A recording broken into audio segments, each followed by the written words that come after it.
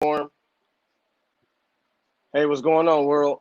This is Kay Williams for the Politic Forum, Ken Chronicles, HNS 420, and got a podcast tonight. And I got a couple pretty smart dudes, pretty intelligent men with introspective point of views, and we're gonna have fun tonight. Let's go, fellas.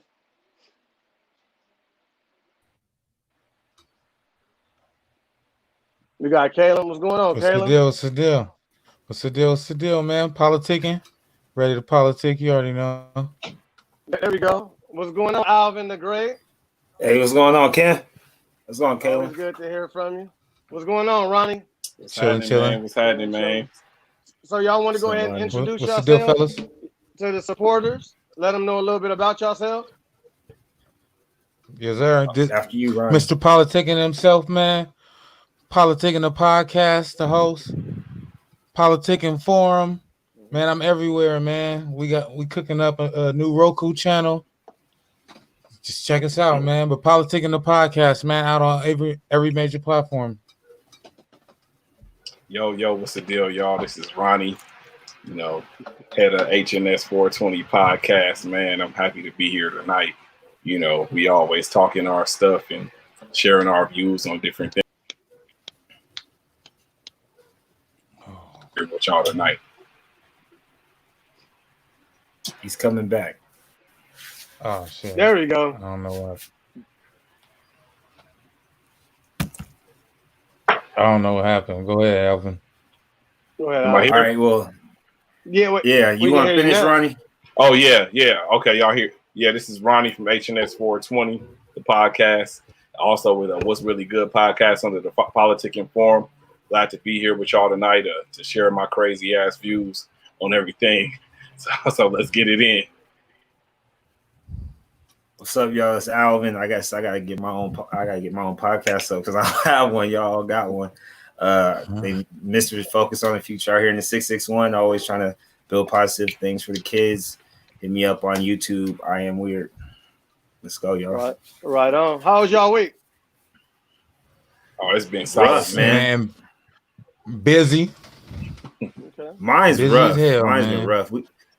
We had a 22-year-old found hung at City Hall. Wow. So it's been a rough week. It's been a rough Man, week. oh my God. Whew.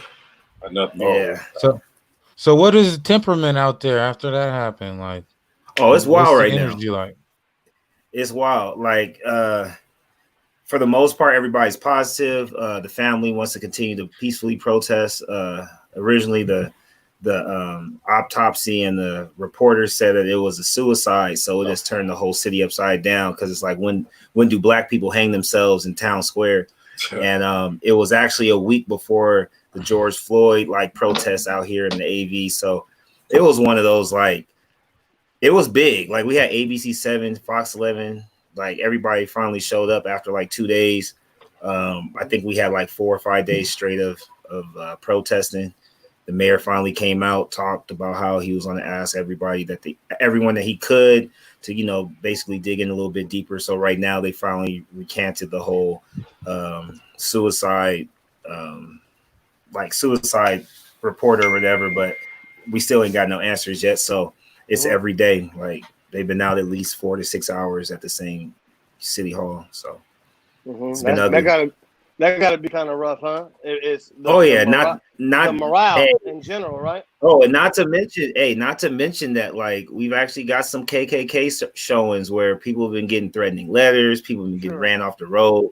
So people have just been all over the place right now. It's been peaceful, but it's roller coaster.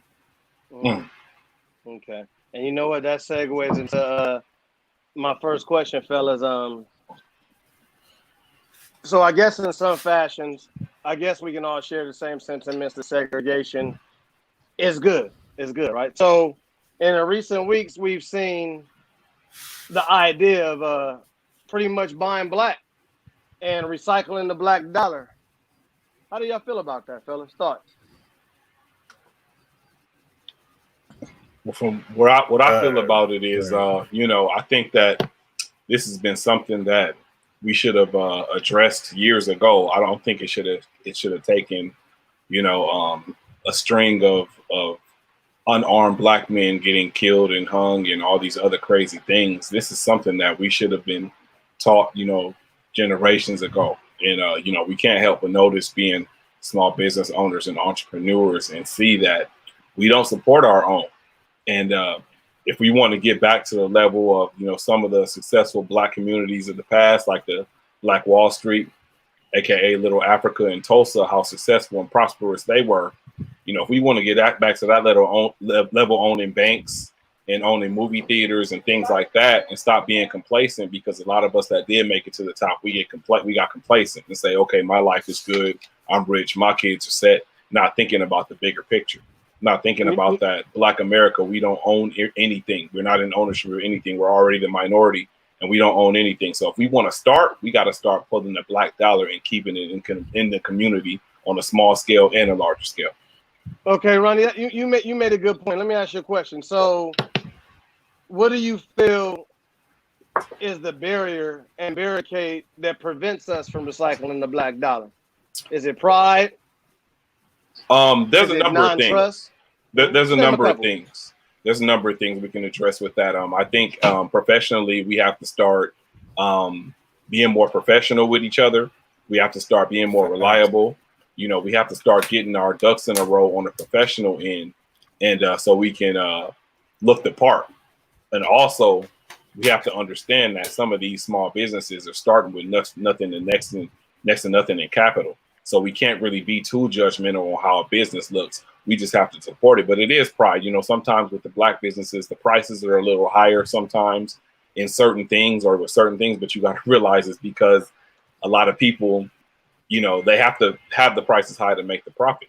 So I think it's a couple of different things. Alvin, what you got? Honestly, it kind of goes back to how we just don't support each other just because, like, for example, you guys are darker than me and I'm light bright.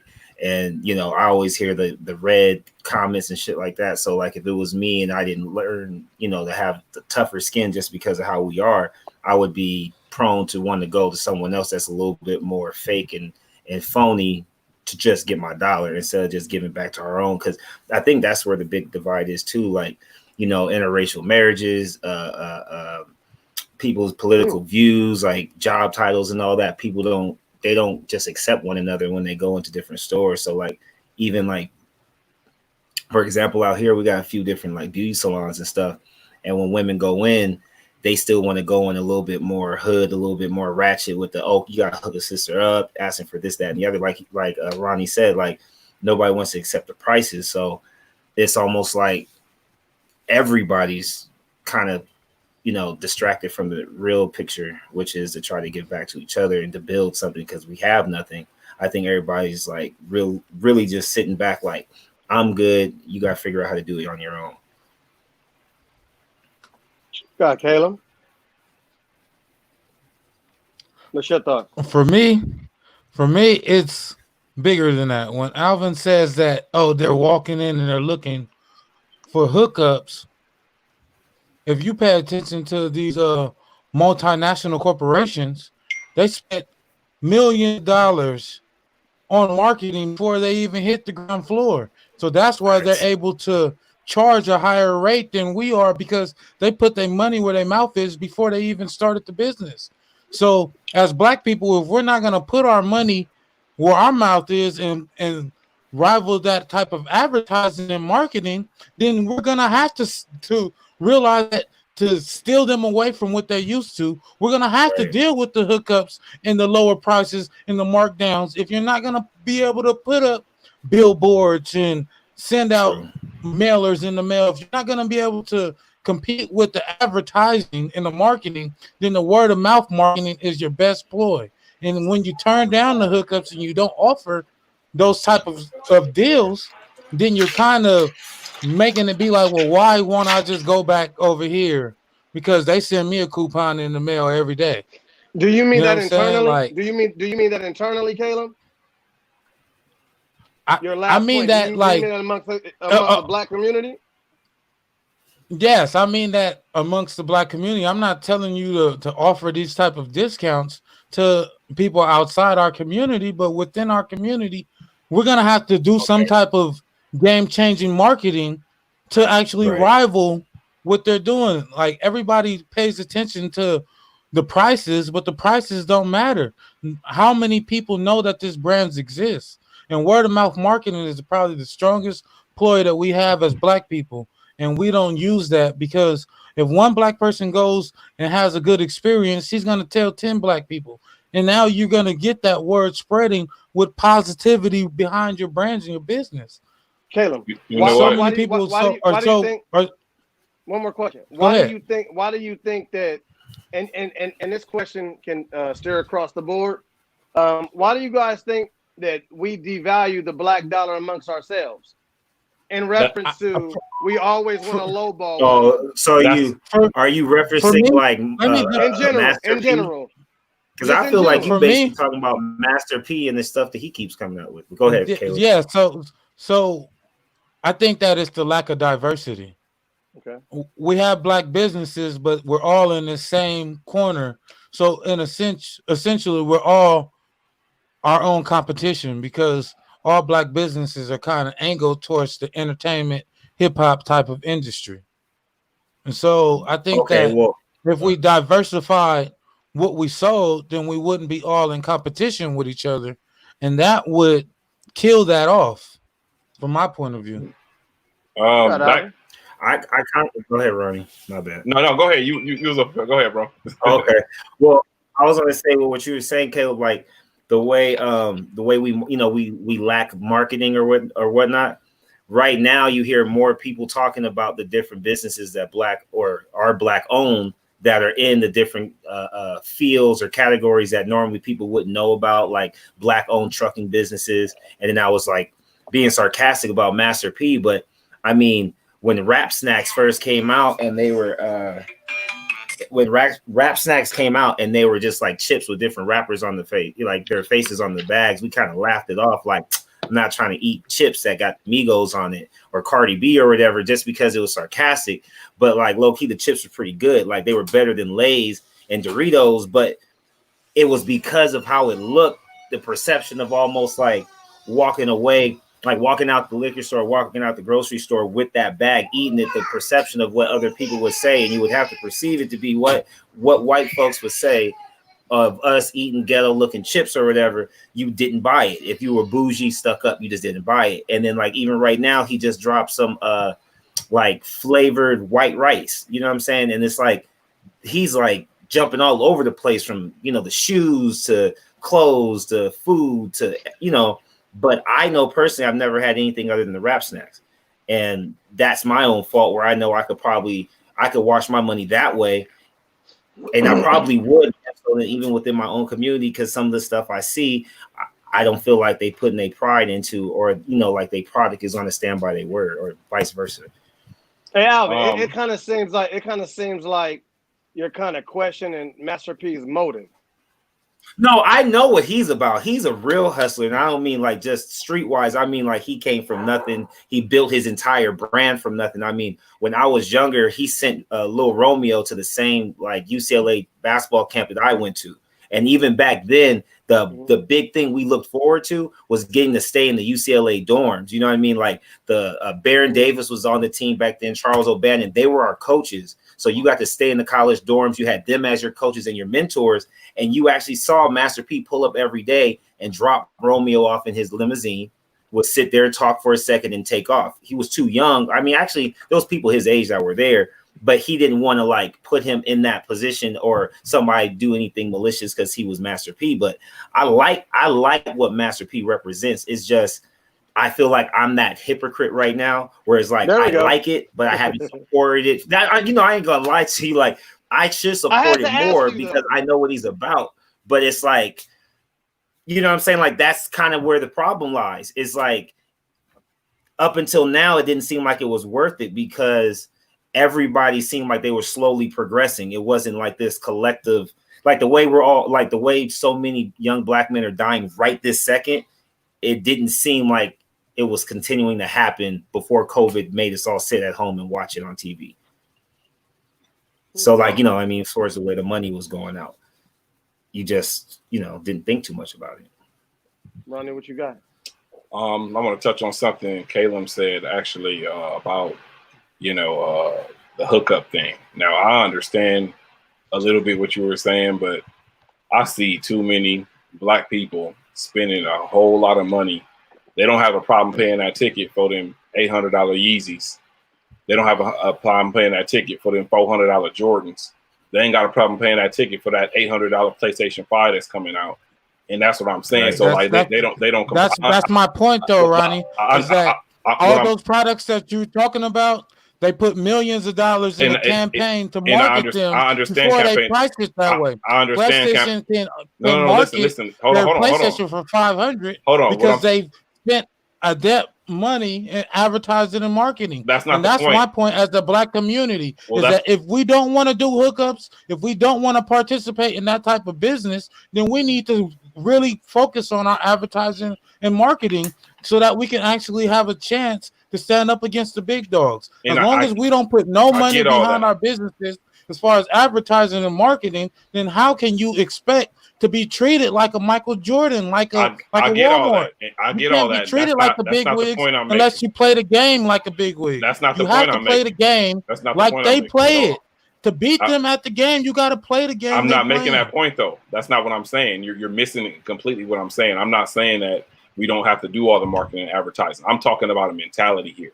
I'm talking about a mentality as a human being, as a black person. When you're going to a black business, knowing that you just came from the mall yesterday and purchased $400 pair of Jordans, don't go to this black business buying this little incense, trying to get them to drop the price from $10 to $5, knowing now damn well that that's going to cut into his profit. Like, that's just a mentality to me, man. Like, you got to have more of a black pride thing going on. I had a brother that came up to one of my businesses that purchased something, and he told me, you know what, give me two, just because it's you doing it. And I knew exactly what he meant. And he had a bag of shoes in his hand from Foot Locker. But I respected that because he didn't come up to me talking about, you know what, can you take $10 off and then I'll get one? Like, don't do that all the time. Like, not all of us are doing bad like that. We can afford to go ahead and play that top dollar. Stop doing us like that. Well, for me, what changed my mentality was the book Contagious by Jonah Berger. And Nipsey put me onto that book when he came up with the Crenshaw. And it was about the campaign. Nipsey put a whole campaign out and gave a product of value. And that's why you paid the $100 for the mixtape. That was out for free at the same time. It's not about that. It's about your advertising. What we fail to realize is that we don't set the market. The how many people know about the business sets the market. Politicking. If I built an application, like let's say Twitter, so if they want to sell their company, the amount of money that they would sell it for will be based off of users. So if they have 100 billion users, then they can sell their company for $100 billion. So we need to stop focusing on trying to nitpick and focus on the actual advertising and marketing aspect of business, because until then, we will never be able to sell a $400 pair of sneakers like Jordan. Like Yeezy, like you're talking about. If you want to rival Yeezy, you have to advertise and market in the same facet as Yeezy. But let me say one thing, Alvin. Let me say one thing. Go ahead. As far as the $400 pair of Jordans, always remember those are markups. That's not retail. Yeah. So you can't bang. So wait, no. But I'm saying, but that's the number that he gave out. You can't base that profit based off those metrics. You can, because hold on, let me finish. Travis Scott's just dropped for $375 plus tax. There are a pair of shoes that's dropping that are $400 coming out retail. There are shoes that's dropping that price. Okay, but Caleb, there's a difference between some and what's a regularity. Those are exclusives. When we're talking about across the board, $400 is not the metric. But what makes them so exclusive is the marketing and advertising behind them to make them exclusive. That's a different subject. That's what drives the market. And you guys are missing that point. If you want to make yourself more expensive, make a million people know about it, and then you can charge $80 for a sweater. But if you only know what? 20 But you niggas know on the what it block really know your sweater, then you can't charge me $80 for this sweater. Only 80 niggas know No, about just this looking shit. at black If and white. a million There's a niggas gray know area. about your shit and you charge $80, then it doesn't matter. It's a numbers But game. that's almost we almost gotta focus on exactly our how the market. advertising.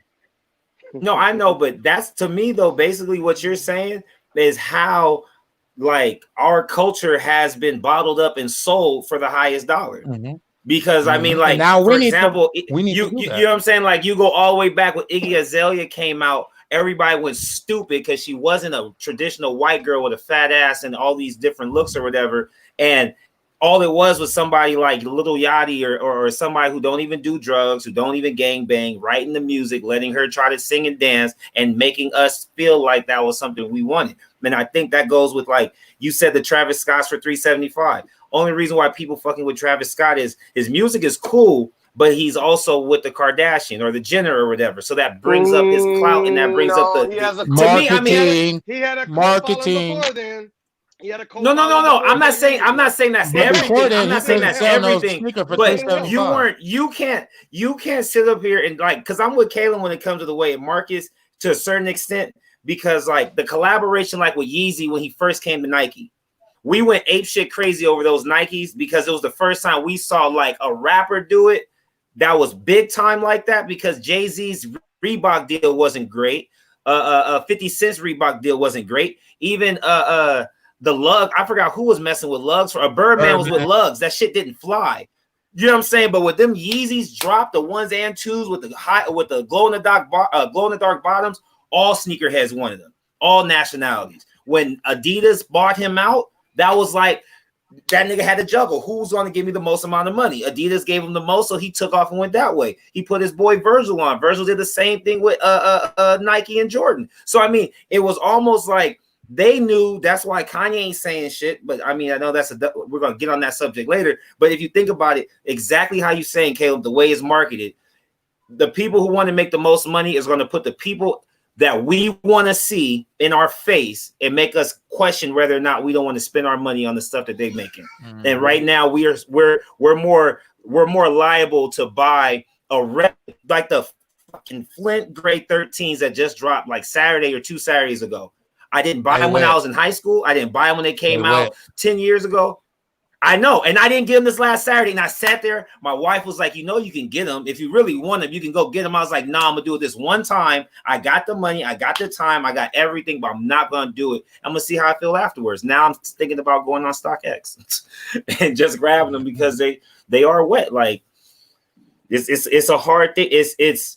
We're not going to be able to do what we want to do when it comes to washing the black dollar until the people that we're trying to idolize are kind of doing it first, like leading by example. Like, I mean, I'm not saying I'm a follower, but I feel like majority of the people won't do it until majority are doing it. And that's the problem. That's why everybody's on. That's the problem. Yeah. Go ahead, Ronnie. Yeah, because I mean, that's why everybody. I mean, think about it. As soon as Kanye jumped over, niggas was really rocking 3 stripes again, like it was Run DMC days.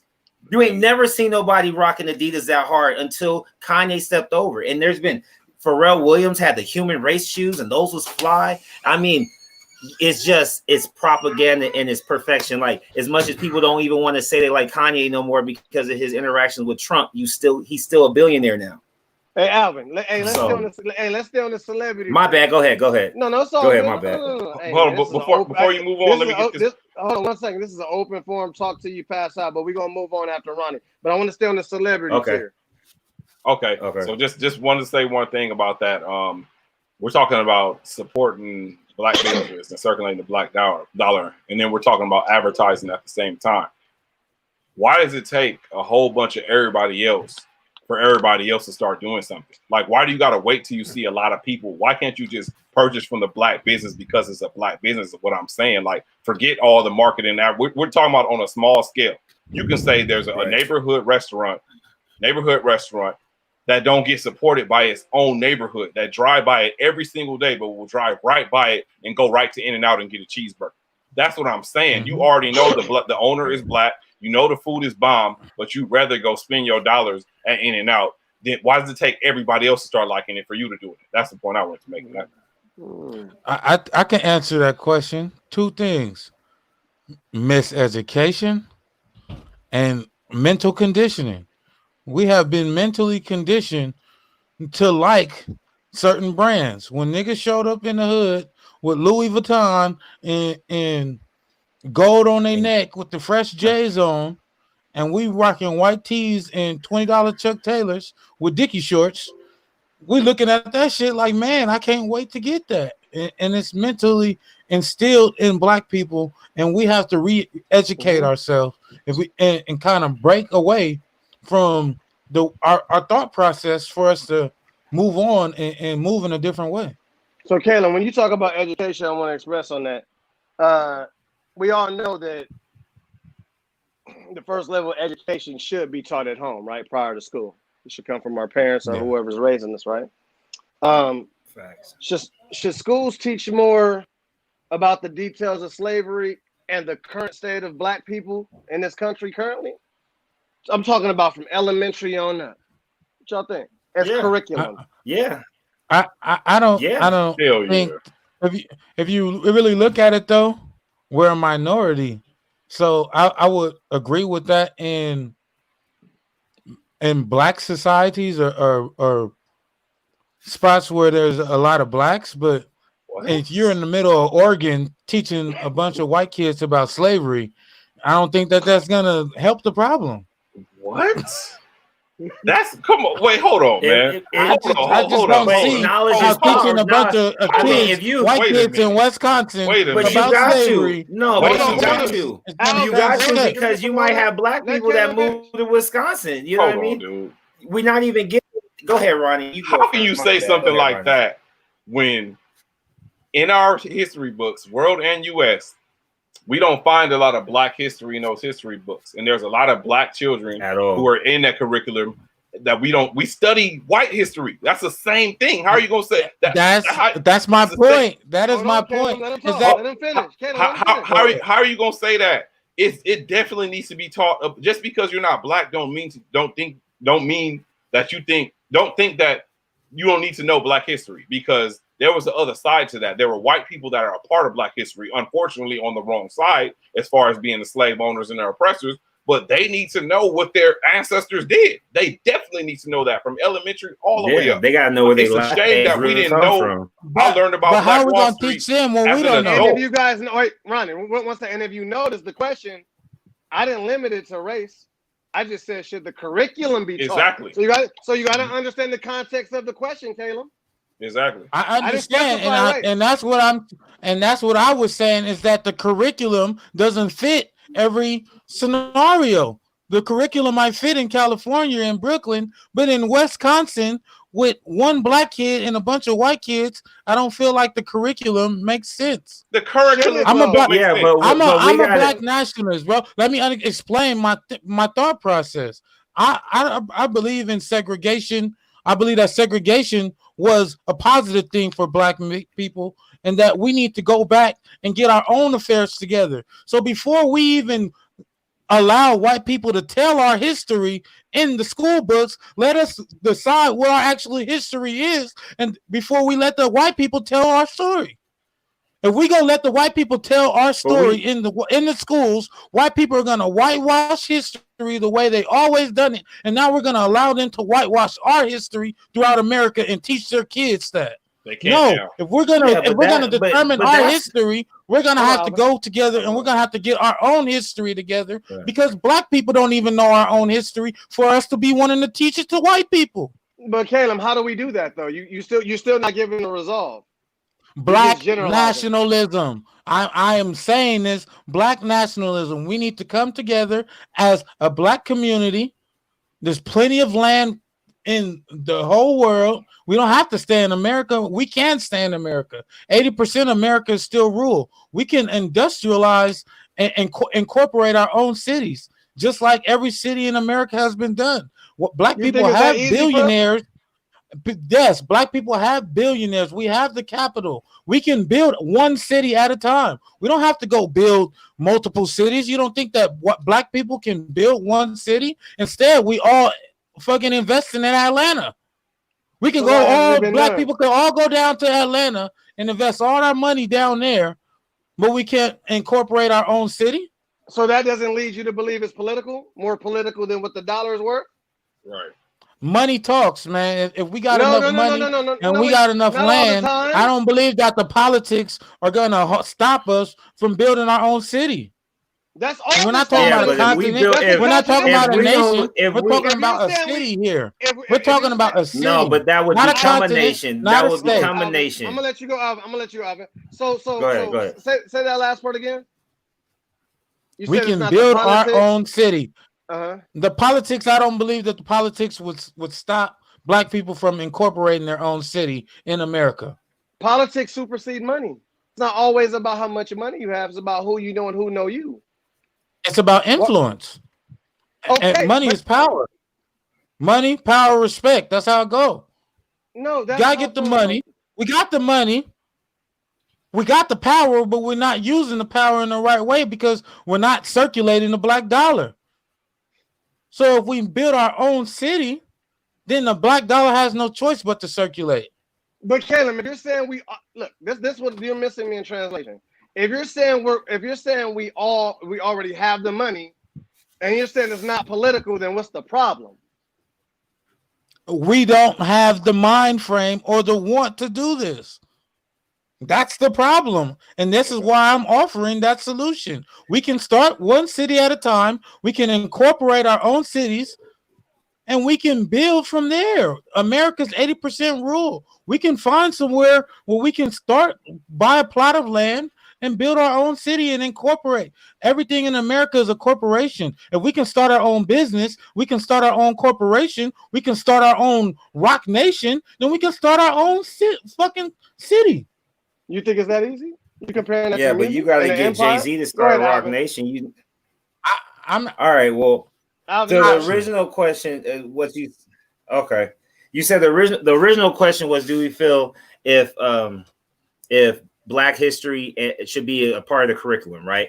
Mm-hmm. And I feel like, especially now more than ever, not to say that And Black nationalism is crazy or wrong or anything, but I really feel like it has to be incorporated into the curriculum, because even to go with kids in Utah or Wisconsin or anything like that might not have very many Black friends or seeing more than one or two Black people because there's only one or two Black people in their community, I think it would open their eyes and their nose to understand when they do go on national television what the hell is going on throughout the rest of the country. Because I think that's what's causing majority of the problems with children, not so much with us, because the same things that we can see, the same things kids do here, they could do in another state or in another city. But if it is segregated as far as just in that state, because it's majority white anyway, they don't even know why saying nigga is wrong. They don't even know why saying coon or even being a peckerwood or anything like that. Like, there's so much like negative shit. You think people are still that blind? You think people Hell are still yes that they blind? are. Hell yes they are. Because if you think there's Mormons there, and I don't want to knock Mormons or anything like that, but there's still cities and states where people aren't using 100% electricity in their house. Okay, there's still people who have outhouses. It's a choice. There's a choice, but you know, because a religious choice. What we're supposed to is due to religion, right? Right, it's a religious choice. So and I honestly I wanted to jump in on you, Kayla, when you were talking about as far as we got to be able to teach ourselves and know where we come from before we can have a white person trying to tell our story for us, as far as where our history comes from. You remind me of my grandfather saying it, where it's like, basically there is no moving forward until you kind of can make sense of the past anyway. You know what I'm saying? And you can't. Can I chime in on that? Right. I just want to. I said that because we have the Black Muslims, and then we have the Israelites, and then we have the 5%ers, and then we have the Baptists, and then we have all these factions, and they all have a different history. So before we, but you know what? I think that's because so many chains and practicing Kemetism now, and it's like, but you know what? Are we Israelites? Are we Kemetism? Are we Christian? What are we doing? What I found out, at least more now than ever before, more Black people that I know that don't really fall in within Christian or Catholic, they're claiming that they're Moorish.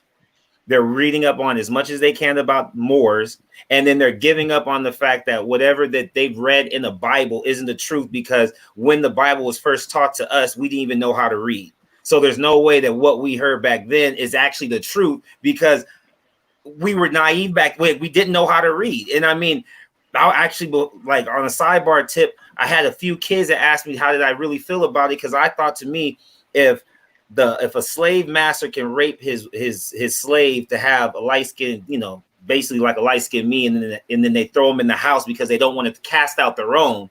When his wife turned around and fucked with a dark skinned slave out in the field, what did that baby end up doing? Getting killed or getting thrown back out in the field. So it's like, if she felt guilty and wanted to teach us what she thought was right, she still might not have given us 100% the truth, because if it would have came back out that she was saying that, hey, you know, you guys were actually the first human beings, that we don't know shit, then she'd end up losing her life and being casted out for telling the truth. So Alvin, it's like, there's so much history. Alvin, let me ask you a question. Yeah. So when it comes to the curriculum being taught, you think that should be limited? It has to to be black people.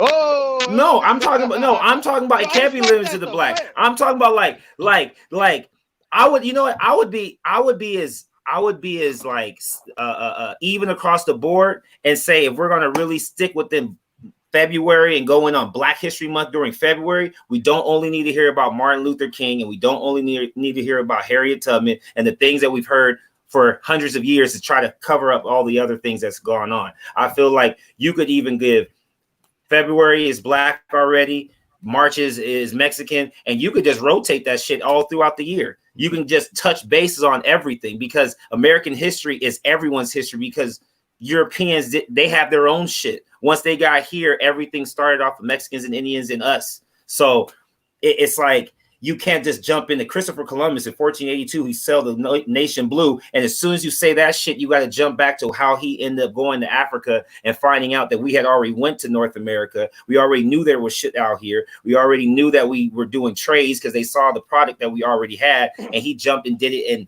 you know what I'm saying? Like, we have to be able just to tell the whole story. So that's the biggest problem, like, is that. So you feel like black history should be taught by black people, like black professors and black teachers.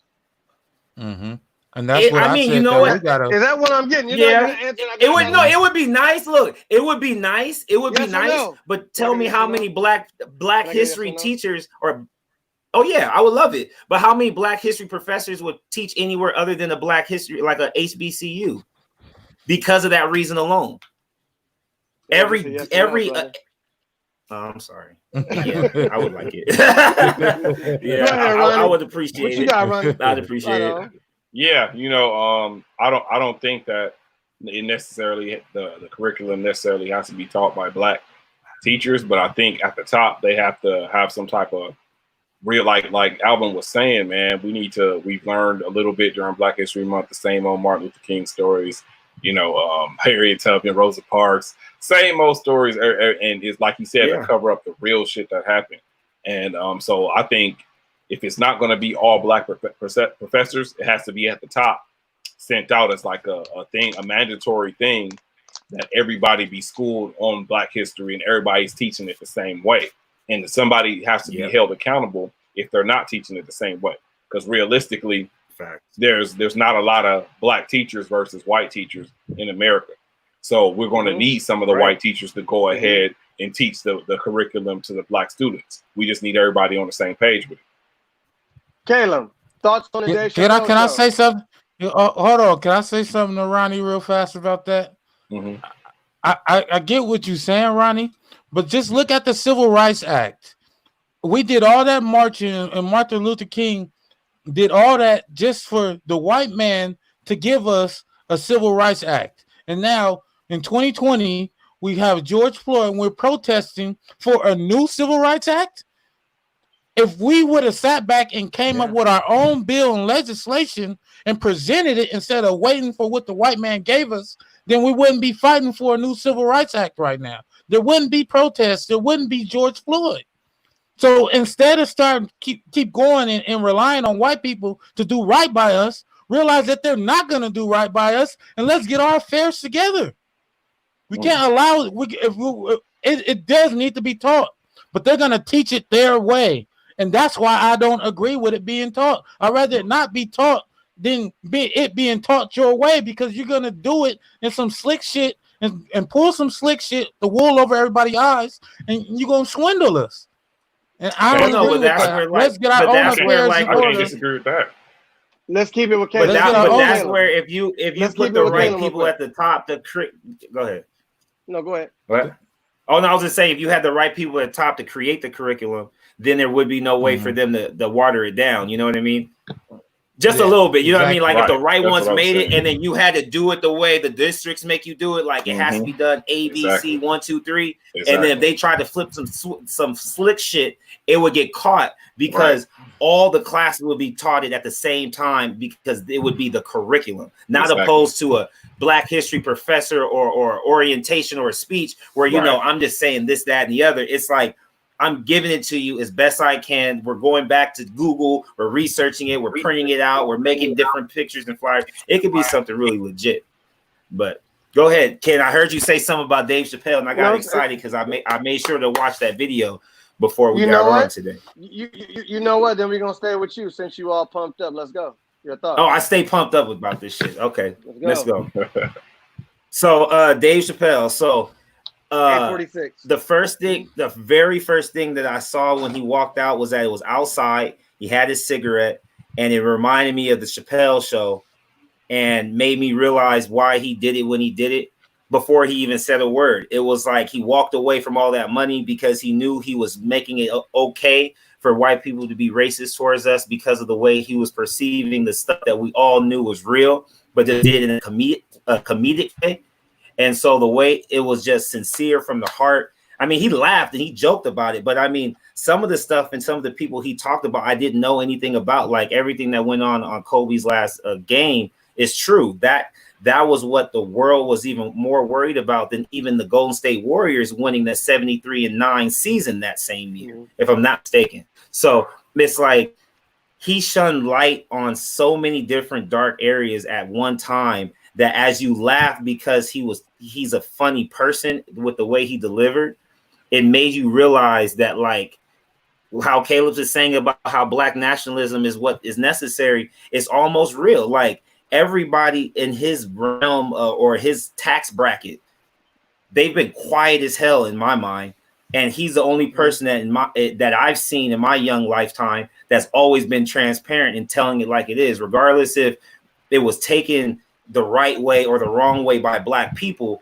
We knew what the fuck he was saying and how he meant to say it, and it was right there in our face.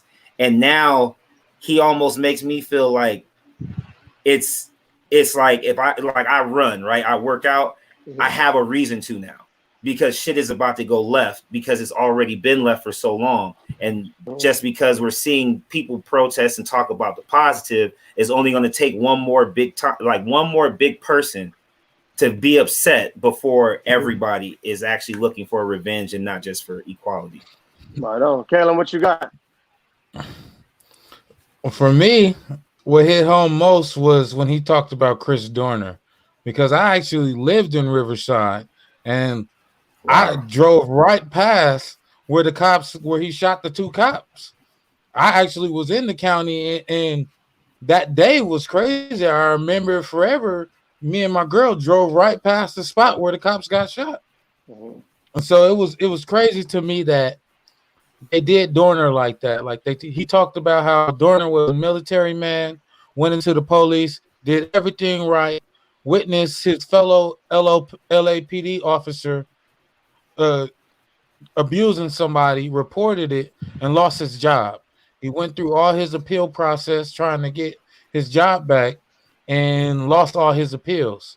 So then that's when he decided, you know what, I'm going to take my revenge out. And he went out instead to seek out these cops and kill them. You know what I'm saying? So once you put the motive behind it, it doesn't make him seem like this madman serial killer. It just was a man that was fed up with the way that things are, man. And he's obviously not the only one at this point, man. Dave Chappelle, man, that wasn't comedy to me. That was irony. Right. It was it's ironic that we're here at this point in 2020, and you guys even have questions about why we're here. And that was the main point of what he was talking about. was, why is anything being questioned? You had your knee on his neck for 8 minutes and 46 seconds. And that's why he named it that, because 8 minutes and 46 seconds, and you can't understand why everybody's in outrage. It's ridiculous. I thought it was brilliant. It was clear, it was concise, it was straight to the point. You really didn't have to analyze anything, and it was candid. Shout out to Dave Chappelle. Yeah, That's much respect. Yeah. And it was informative, and the analogies that he gave. Whenever you give an analogy, it allows a person who have basic comprehension. It paints a visual for them. It's an illustration for them in their mind. So I think that the communication, it was basic. It was communication, and he broke it down so phonetically. It was art. Ronnie, what you got?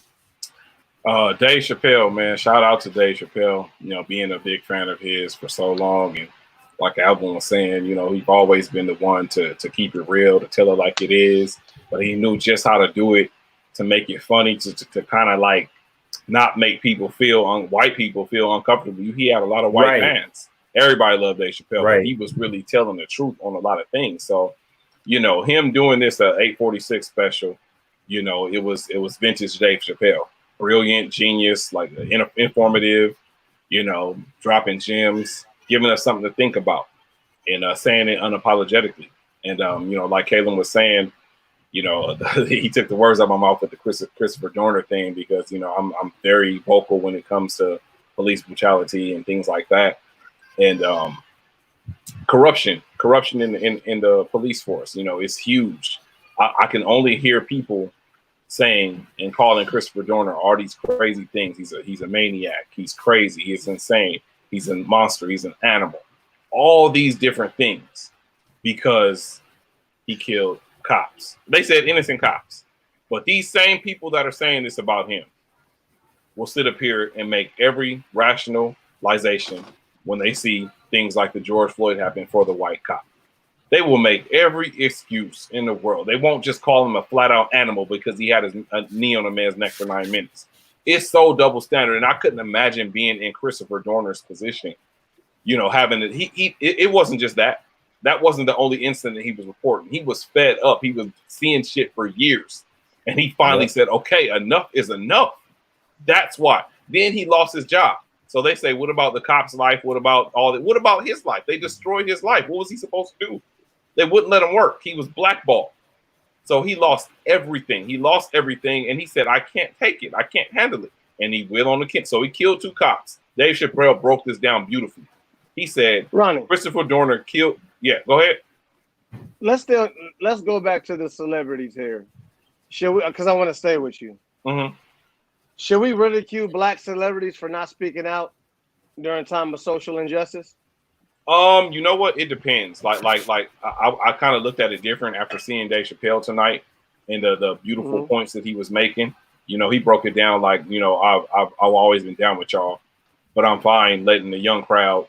You know, it's not just about speaking. Like, you can't be a Twitter warrior. You know, you can't just talk about stuff that you see and post about it, especially if you're a celebrity with such a big platform. So we want to see you doing less tweeting and less speaking and more action. I'm fine if we have Denzel Washington not saying a damn thing, but Denzel Washington is out doing stuff. And then people get, of course, information gets leaked out. So we'll find out eventually what he's doing. But I don't care about if he don't say nothing as long as he's doing something.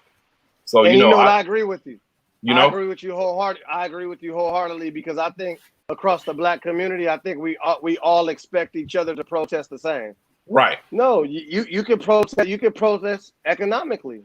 Right. You can go and protest on the front lines. Right. You can protest through media. Right. Protest through press. Right. You can protest through sports and their platform. So I couldn't agree more. But I got a question for Caleb. Caleb. What up? How important is the support from other races in regards to allyship in time of the Black Lives Matter movement? Do we need allyship? Once again, I'm gonna point back to black nationalism. The support is for naught as long as we're not organized. So they're supporting something that doesn't really have a end game. So all the support that we're getting from other races is basically going to waste. So as long as we're disorganized and we don't have a definitive goal, then anything that anybody does for us is really going to be used for the wrong shit. The resources are going to be wasted. If you look at Napoleon in Waterloo, he lost the war because he ran out of resources because he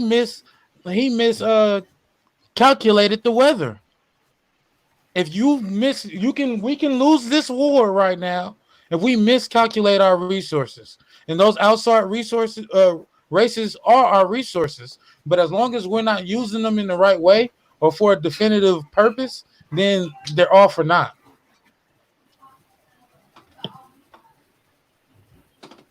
Can you guys hear him? Yep. Yeah. Oh, okay. I was on. I want to jump in on that.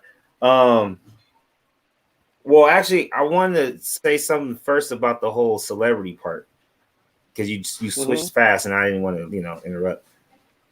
I know that everyone does have to protest differently because we all are unique and individuals and whatnot. But when you think about how Dave Chappelle did say that he's allowing the younger generation to kind of take lead and he's in the back seat along for the ride, they need more proof that people do support them by either speaking and saying, oh, I am going to give X amount of dollars towards this. And then it kind of encouraged them to keep going forward.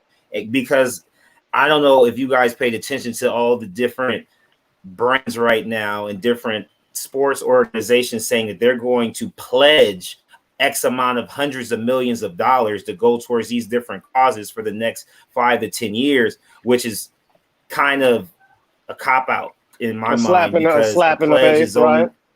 It's a slap in the face because, like, even for Michael Jordan to say what he said, and then Jordan brand is going to give this amount, you're still raping us off of the prices off of retail in general anyway because of how cheap the shoes are getting made and then how much you're charging for it. So thank you for giving us back some of our money that we really shouldn't even be spending on you anyway. Like, thanks, but I don't even know where it's going because all these different reforms that everyone's speaking of, we don't even know how that money is going to be applied. We don't know who's in control of it. So then that goes kind of into like the support of other nationalities and other races, right? How can we, and I mean, Caleb, you're not lying. You're not really lying, but how in the hell can we really expect anyone to support where we are and where we're from and what we're about when like I said, I'm the one out of my 10 homies that didn't get the Flint grade 13s. So it's like, if everybody's like, oh, well, you guys are saying that you don't want to spend your money back into the economy because you need to wash your money. But I see you just brought the newest Jordans with your unemployment check because you can't go back to work because of COVID-19. You're being a hypocrite. Man, I don't know if I should follow you now because obviously your feelings aren't hurt as much as you say they are because you're doing the same shit you did before this shit that's happened with George Floyd. You know what I mean? So it's right. Like Caleb's right. Like Caleb, I mean, if we're not going to put in some type of plan to do something different or at least make a bigger impact, I don't think as many of our supporters that are from other nationalities and other races, they might make a stand and be there for the protest, but anything past that is just going to be too much for them to handle. Okay, let's talk about that. So when you say too much for them to handle, do you think that's why, and this is a two-part question I want everybody to answer, please. So when you say it's too much for them to handle, is that why we often see Hispanic lives for Black Lives Matter or white lives for Black lives? Don't go there. No, okay, I'll go first real quick. Go ahead. I'm not finished with the question, brother, please. I know. Okay. No, it's all good. It's all good. Be ready. Because I hate that shit. Like, it bothers me. Hold on. You kind of derailed my train of thought. And I'm going to actually let you go last. I'm sorry. No, it's all good, brother. Go ahead. I'll go last. So when it comes to piggybacking, when you see them, I have to say neutral. So when we see them come together, from optically, we see them coming together conveniently. and inserting their whatever lives matter with us, saying they're giving us allyship. Okay, so let's go with I'm gonna go with Caleb. He's a black nationalist. Different insight. Caleb, the difference between all lives matter and Black Lives Matter to you, and here's the thing. Do you agree with it? Mm. Well, Black Lives Matter initially held its rallies, and it was only for black people, and they wouldn't allow other races in. So now that it's hit this national scale, now everybody can scream Black Lives Matter. So I feel like if Black Lives Matter stayed with its original stance of, hey, this is for black people to organize in America, then I would have a lot more support for Black Lives Matter as an organization and as a movement. But a lot of the times when you go, I've been out to a protest out in Riverside, and it wasn't no black people there. It was maybe 10% black out of everybody marching. So it's a different variable that's going on right now in America that's that's that's bigger than the divide between all lives matter and black lives matter. Now, as far as all lives matter, that's just some bullshit because it's like it makes no sense for you to even argue that because our argument is based off of our experiences. And if you're not experiencing the same experiences, then your experience is completely different. So all lives matter can't even be categorized with Black Lives Matter because you're not experiencing the things that we are. If you're playing tennis and we're playing basketball, we're both athletes, but you're in a whole different game. And that's how I look at all lives matter is you're not even in the same boat. You're not even going through the things that we're going through. So your voice means nothing because you're not even in our same category. Ronnie, what you got, man? Oh, okay. I didn't get to answer the last question about the, getting the support from other nationalities. So I'm gonna go. Give me 1 second. I Okay. apologize. Okay. You can actually combine the two, brother. Okay. I'm gonna just give a quick take on the other one. So Mm-hmm. as far as other nationality support, I believe it is important to answer the question to have other nationality support because America is only 12% black. And it's about 18% Hispanic and it's 66% white. So regardless of, and half of us are locked up. So it's even less. So we do need other races support. Now, to piggyback off what Caleb's saying, we do need some type of, I think Alvin said this too, about organization with it, because it's not just about being out there rallying and protesting and all this other stuff, but we need to have a plan so we can incorporate them into our plan so we can reach a bigger number, so we can make it a mass type of thing. So I think we need all the numbers we can get, but we have to have a legit plan on what we're going to do with it and how we're going to take it to the next level. Now, as far as the other, we're talking about all lives matter versus Black Lives Matter. When I hear all lives matter, my blood boils because it's a direct protest to a protest. People that say all lives matter, they're not stupid. I'm tired of people making excuses for people and saying they just don't know. No, they don't want to know. They know the difference. They know Black Lives Matter stands for Black Lives Matter too. We could look at the numbers and we could look at the statistics that supports the argument that black people are killed at a higher rate. Unarmed black people are cleared at a higher rate, 5-1. Than a white person. You're more likely to die. We know the numbers. They know the numbers. So when you say all lives matter, you're protesting Black Lives Matter. And Black lives don't matter to you when you scream that all lives matter stuff. Because we never said that all lives don't matter. That's obvious. But to sit up here and scream that during a Black Lives Matter or any other Lives Matter protest during what's going on right now, I think it's going against it.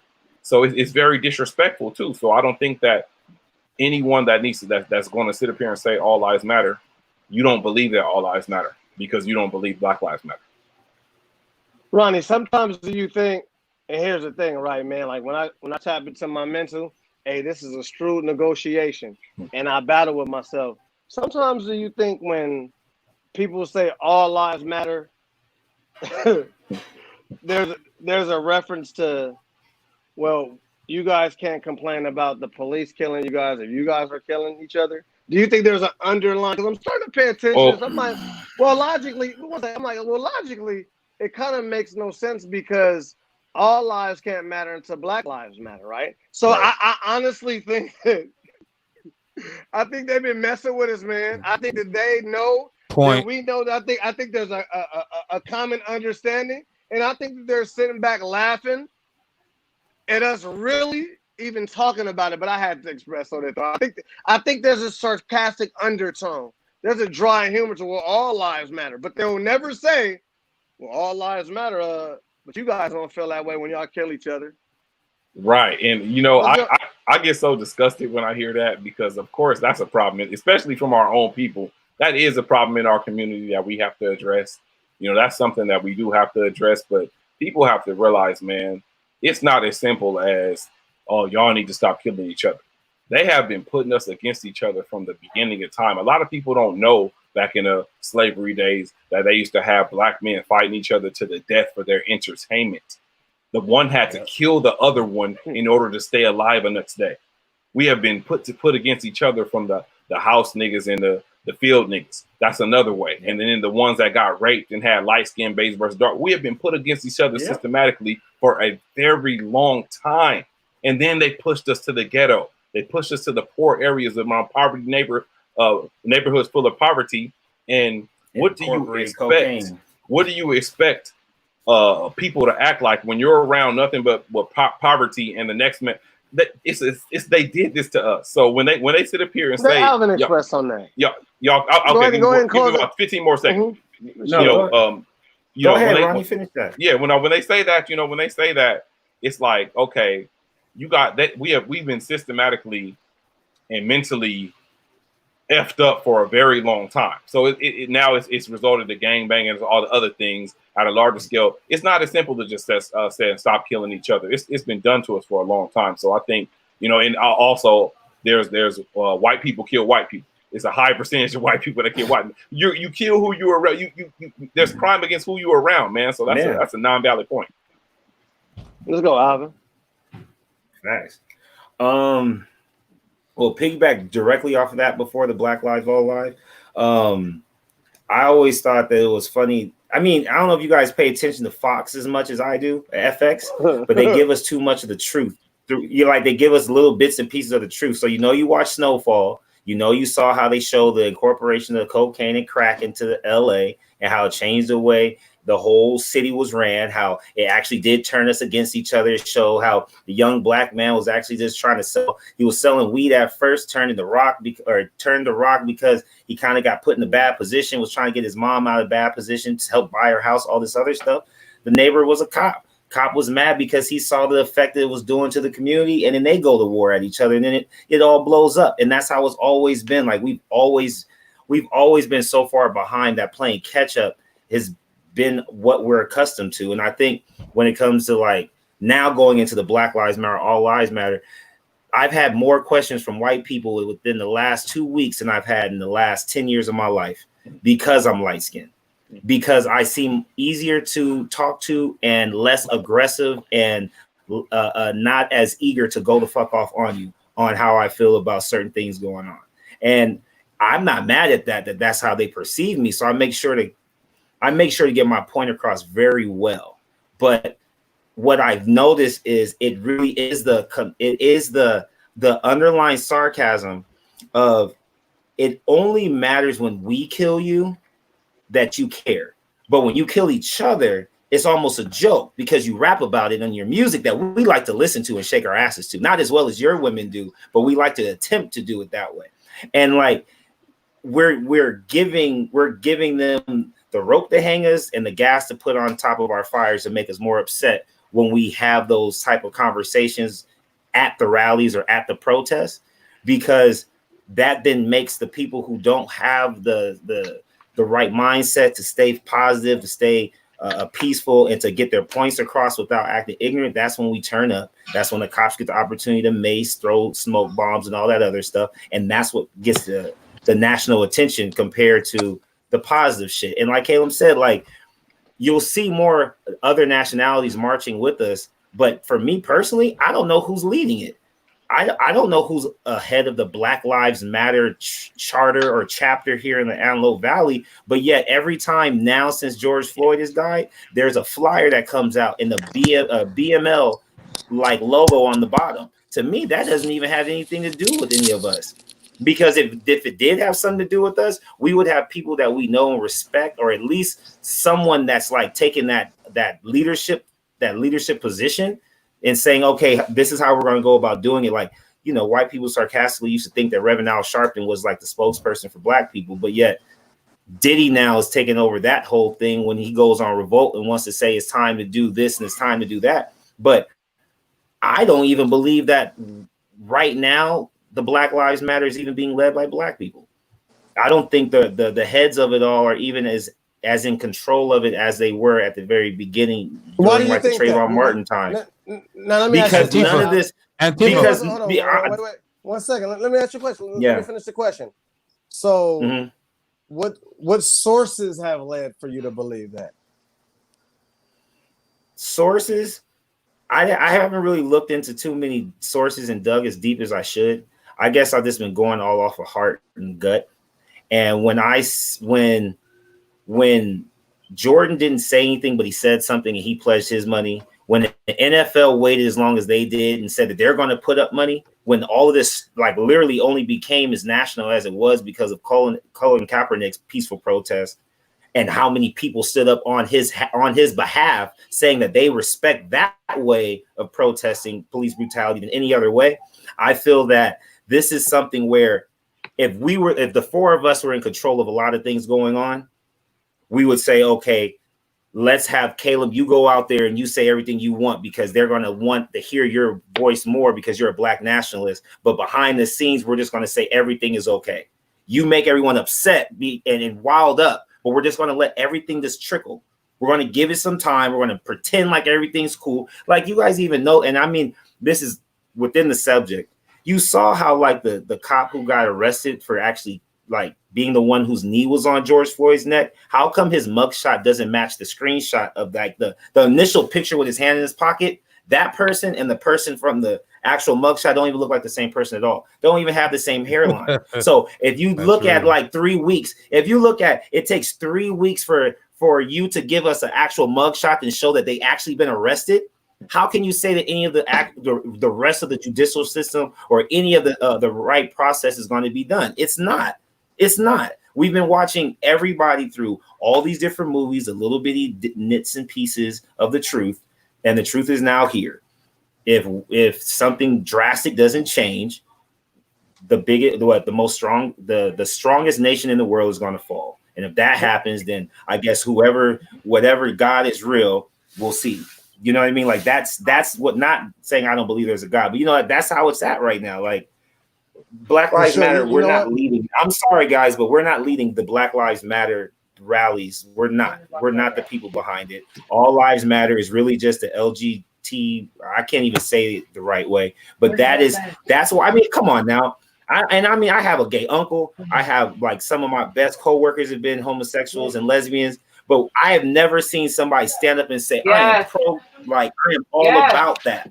Nobody's ever stood up at the rallies unless they were already about that or had someone within their family, to me, that actually wanted to support it the same way they're trying to support us. You get what I'm saying? Like you see all the gay pride flags coming out now, not just because it's Pride Month, but it's coming out because they can now support something and hope that we support them as well, because they're the ones hidden in the dark just like we are. Exactly. You know what? When it comes to All Lives Matter and Black Lives Matter, it's a bunch of malarkey. It's senseless rhetoric. Again, all lives can't matter until Black Lives Matter. And for the people who say that, oftentimes I want to delve deep into what they were actually taught, because they obviously thought that all lives matter and X out the Black Lives Matter way before the moniker came up, way before the movement. So this stuff is actually it's been indoctrinated, it's been embedded, and it's definitely a learned behavior. That's pretty much all I got. And I always like to use this analogy. We're all sugar, but we're for damn sure not equal.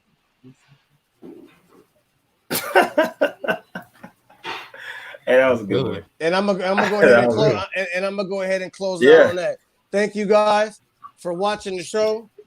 Caleb, thank you. Alvin, thank you. Yes, sir. Ronnie, thank you. Yes, we're gonna sir. close out with some shout outs, and we're gonna end it. Whoever want to take the stage, go ahead. Man, shout out to Dave Chappelle for sure, man. Shout out to the Politicking Forum, HNS 420. Shout out to all my black people in the world, man, and everybody that's really, really, really about supporting the movement. Shout out to everybody. Shout out to all the kids out here in the AV.